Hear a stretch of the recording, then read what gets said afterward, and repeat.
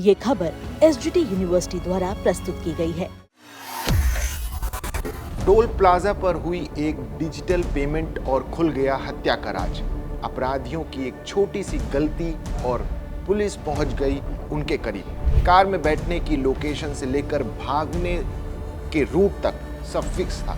आखिर यूपीआई के उस एक ट्रांजैक्शन ने कैसे बिगाड़ा शूटर्स का खेल। नमस्कार, मैं हूं अंशुल शर्मा और आप देख रहे हैं दैनिक जागरण। सीएम शुवेंदु अधिकारी के निजी सचिव की हत्या के मामले में पुलिस के हाथ कुछ ऐसे सुराग लगे हैं जो सीधे कातिलों के गिरेबान तक पहुंच चुके हैं। इसलिए चलिए जानते हैं कि पुलिस की जांच में आखिर क्या क्या सामने निकल कर आया है। सीएम शुवेंदु अधिकारी के निजी सचिव चंद्रनाथ रथ की हत्या की जांच कर रही विशेष जांच दल यानी एसआईटी को एक बहुत ही महत्वपूर्ण सुराग हाथ लगा। ये सुराग कोई चश्मदीद नहीं बल्कि एक डिजिटल सबूत है। दरअसल वारदात को अंजाम देने के बाद अपराधी जिस कार से फरार हुए थे, उस कार से बाली टोल ब्रिज पार करते वक्त अपराधियों ने यूपीआई के जरिए टोल का भुगतान किया था। डिजिटल इंडिया के इस दौर में अपराधियों की ये गलती अब पुलिस के सामने बड़ा हथियार बन गई है। अब पुलिस की पूरी टीम उस यूपीआई ट्रांजैक्शन से जुड़े तथ्यों को खंगालने में जुटी हुई है। पुलिस ये पता लगा रही है कि वो यूपीआई आईडी किसकी थी, किस बैंक खाते से जुड़ी थी और उसे उस वक्त कौन ऑपरेट कर रहा था।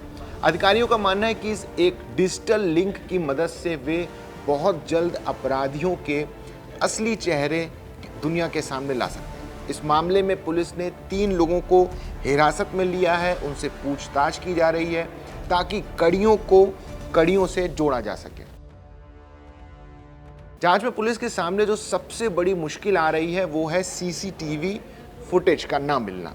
अपराधियों ने भागने के लिए जिस रूट का इस्तेमाल किया, वहां के सीसीटीवी कैमरे एक बड़ी बाधा बन गए।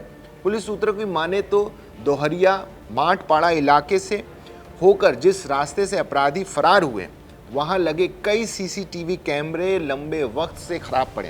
ये पुलिस के लिए जांच में एक बहुत बड़ी चुनौती साबित हो रही है क्योंकि विजुअल एविडेंस की कमी है। जांच अधिकारियों का एक बड़ा विश्लेषण ये भी है कि अपराधियों ने वारदात के लिए और भागने के लिए रात के वक्त को बहुत सोच समझ कर चुना था।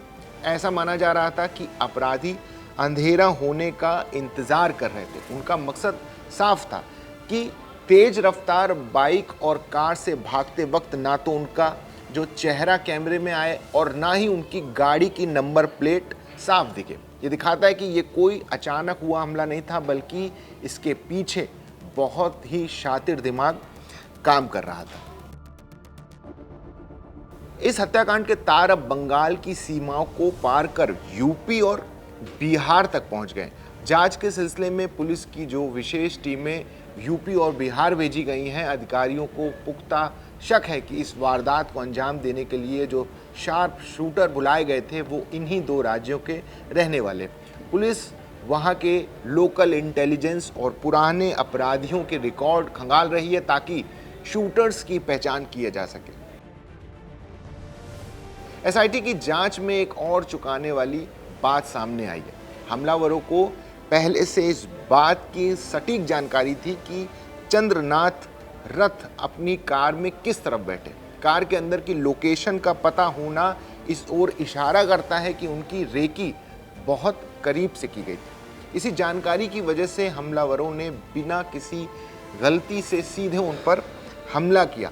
सटीक निशाना और सही जानकारी से ही इसी हत्याकांड को और भी ज़्यादा सटीक निशाना और सही जानकारी ही इस हत्याकांड को और भी ज़्यादा सुनियोजित बनाती है। पुलिस सिर्फ टोल प्लाजा के सुराग पर ही निर्भर नहीं है। इलाके के अन्य सीसीटीवी फुटेज को खंगालने के बाद पुलिस ने एक संदिग्ध वाहन की पहचान की। बताया जा रहा है कि ये संदिग्ध वाहन उस कार का पीछा कर रहा था जिसमें चंद्रनाथ रथ सवार थे। पुलिस अब उस संदिग्ध गाड़ी के मालिक और उसके मूवमेंट की हिस्ट्री निकाल रही है।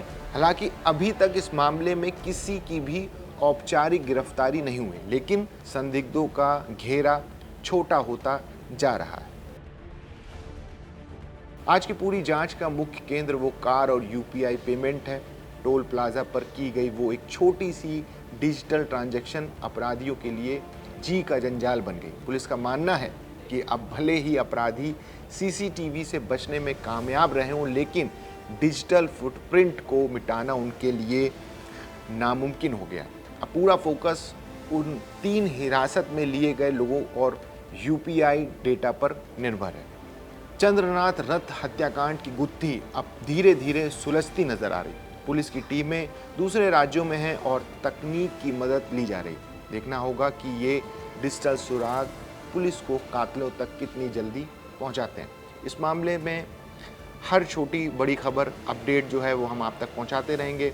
इस खबर को लेकर आपकी क्या राय है कमेंट सेक्शन में ज़रूर बताइए और देश दुनिया की बाकी खबरों के लिए देखते रहिए दैनिक जागरण।